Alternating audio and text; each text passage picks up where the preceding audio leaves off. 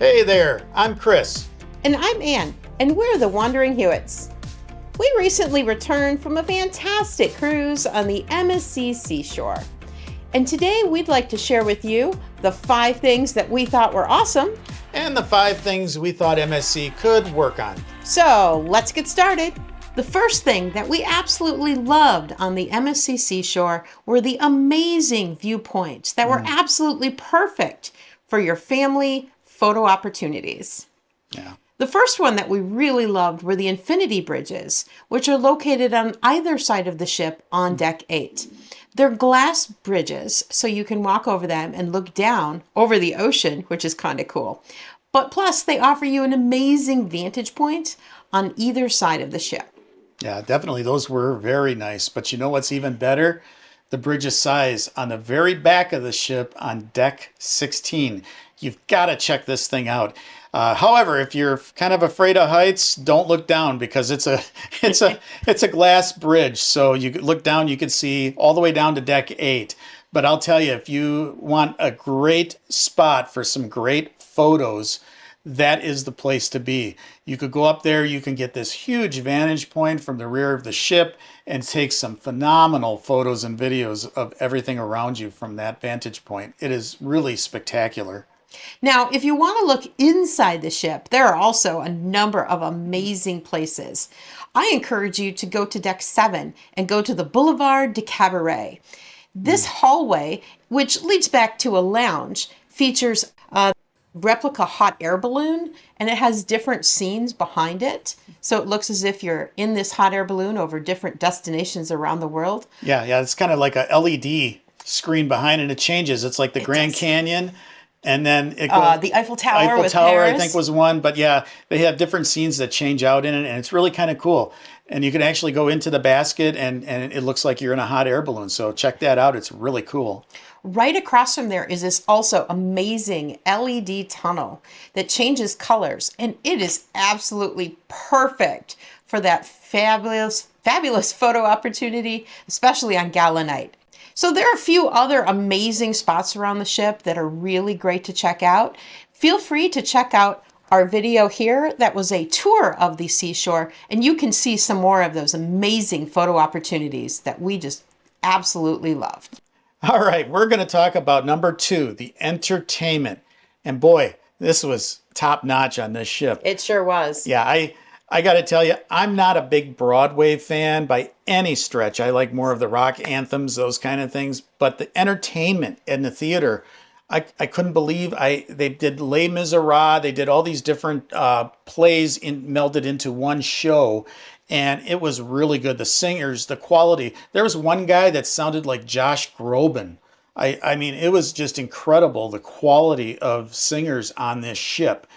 Outside the theater shows, which are different every single day, there are some outstanding lounge performers that are all around the ship. Oh, yeah. In Times Square, we really enjoyed the dueling pianos. 2 singers with different pianos. Oh my gosh, they were amazing. Yeah, they faced each other. So they would start playing a song and the other person would have to chime in and start playing their rendition of it. And they would just go back and forth. It was really cool. It was really cool. Plus, we were in the atrium, and the quality and the variety of performances were absolutely outstanding between people playing calypso, guitar, different instruments, and some were just some fantastic, amazing singers.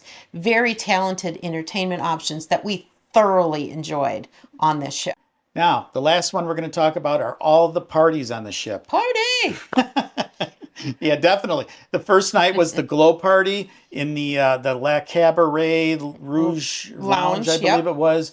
And they had the people out there. The dance floor was packed. From there, you've got the sail away parties when you first get on the ship. You've got all the various white parties, gala nights, everything else.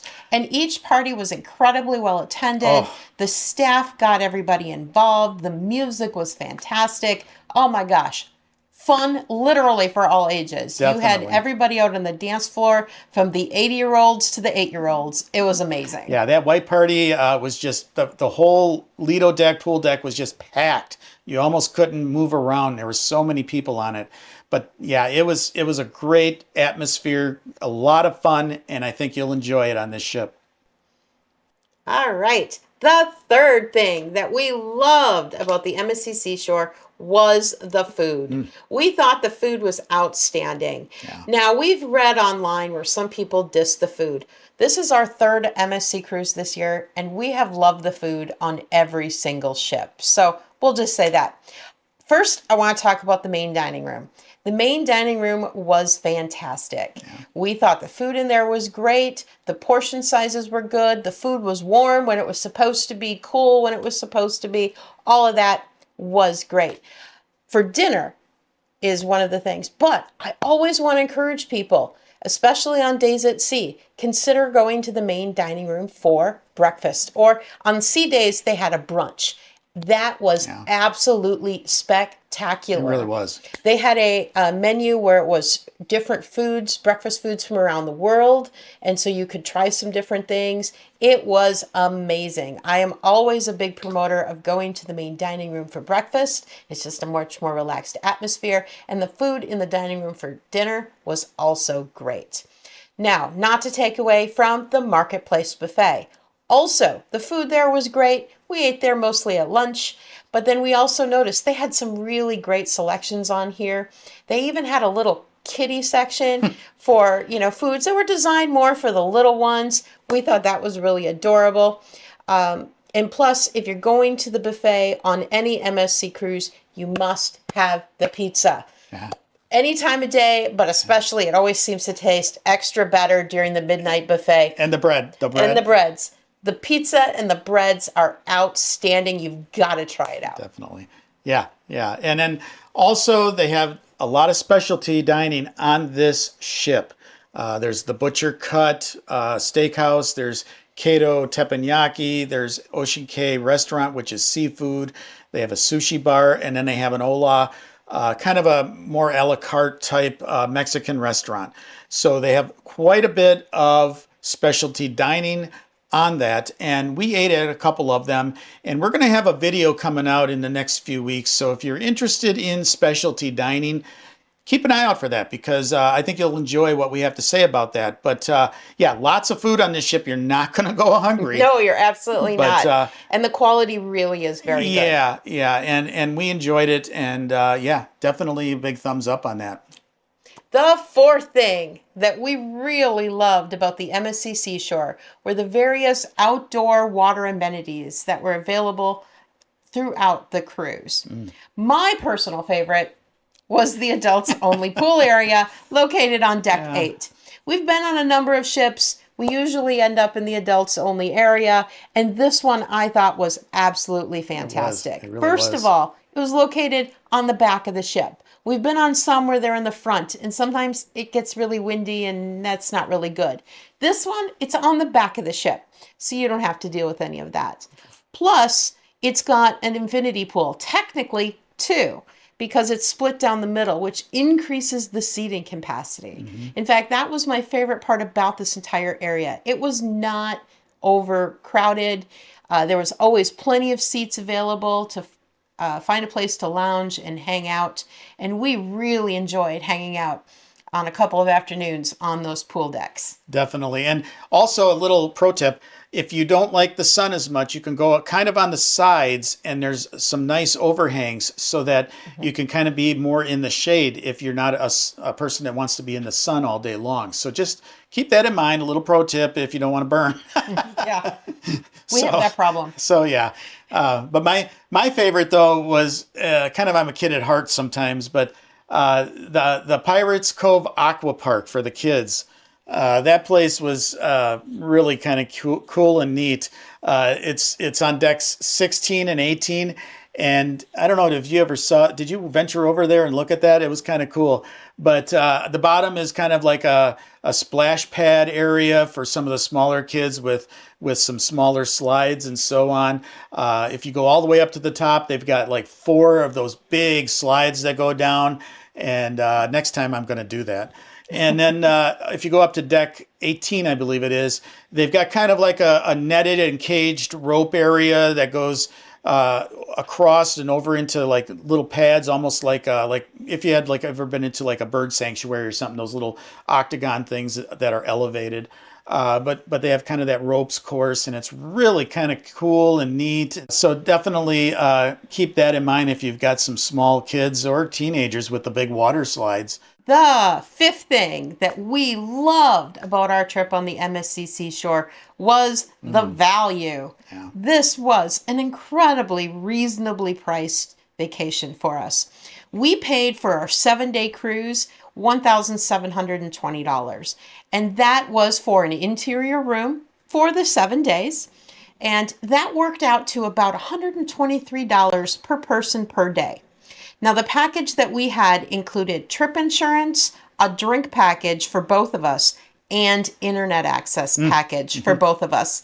And let's be honest, today with the way trip inflation is going, it's going to be pretty hard to find a vacation for about $120 per person that includes the food, the room, the entertainment. It really honestly was a fantastic value. If you like our content, please help our channel to grow. If you can, please like, subscribe, and hit that notification bell so you can be notified of all of our upcoming videos that come out every single week. That's right. Thanks a lot, everybody, for all of your patronage, and we look forward to bringing you more videos. Now let's get back to it. Okay, now we're going to talk about the 5 things that we think MSC needs to work on. And we'll start out with bar service. Yeah, here we go again.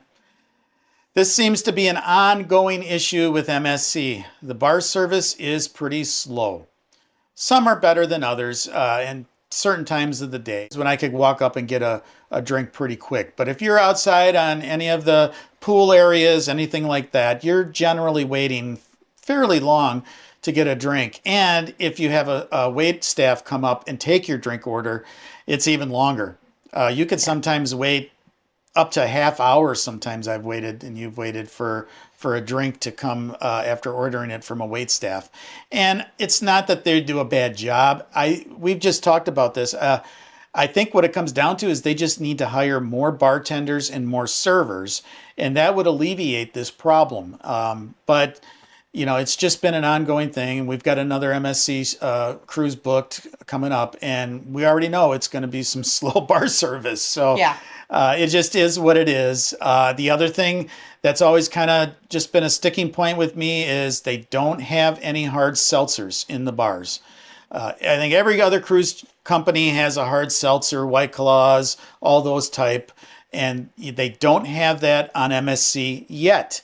I've talked to a few bar people, and I've pushed my case quite a bit. So fingers crossed, maybe, but we'll see. The second thing that we thought was a little unusual on this cruise and could be improved upon was the storage within the cabins. Yeah. For a newer ship, I was actually really surprised that compared to some other MSC vessels we've been on, the storage within the cabin was significantly smaller.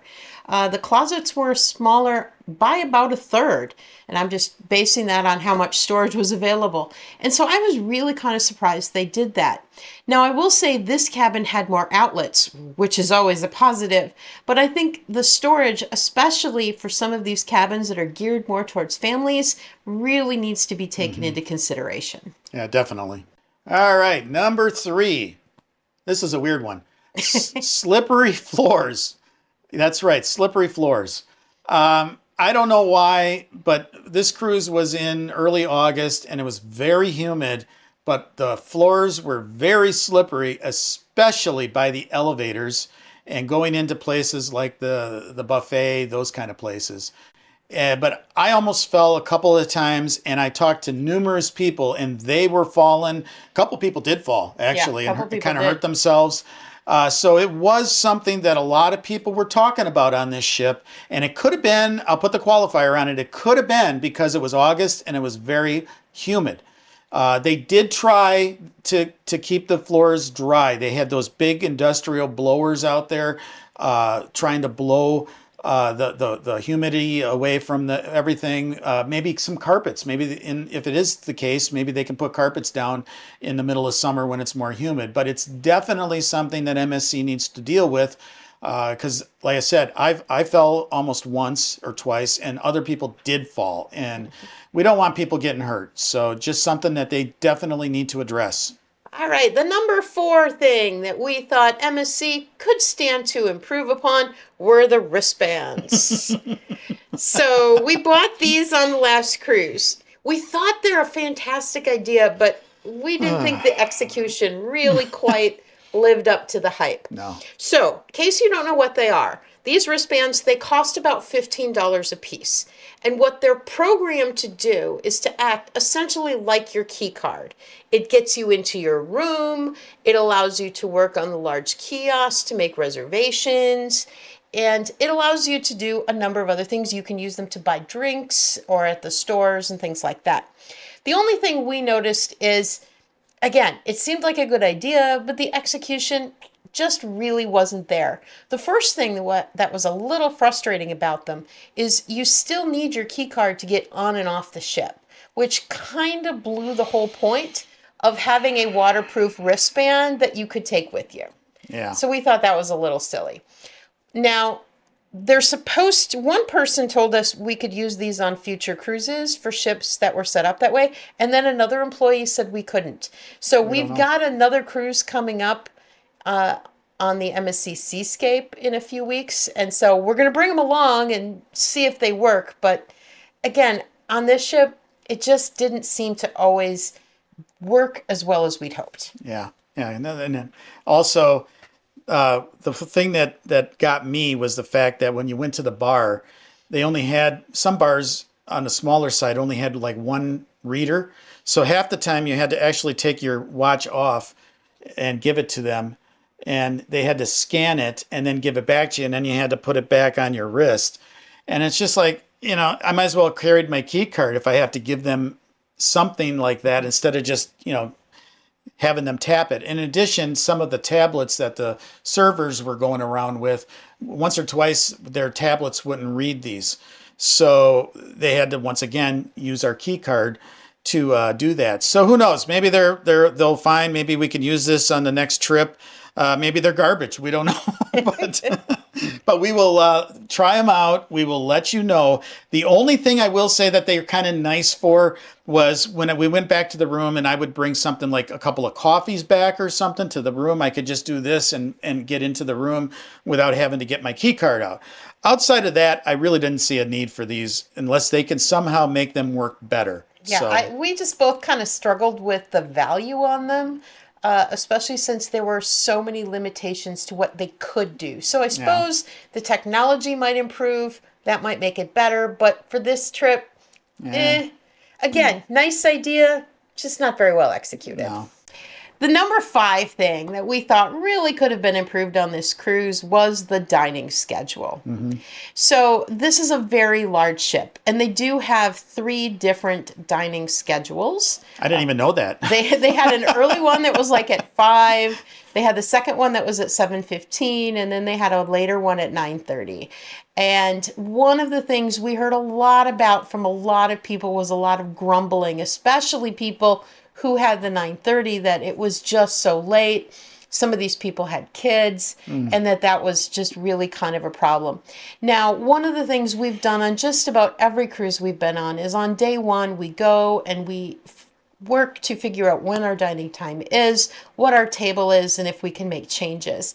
And the process to make the changes for the dining room was really, really difficult. They tried to make it nice. They had a central location where they had some employees who were working on tables, but the line was forever. I was there for probably well over an hour and a half to try to make some changes to our table.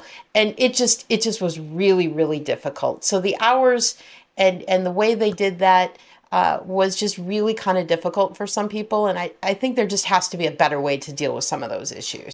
So we really hope that you got something out of this video. If you've been on the MSC Seashore and you have some other things you think you liked or disliked, please put those down in the comments below.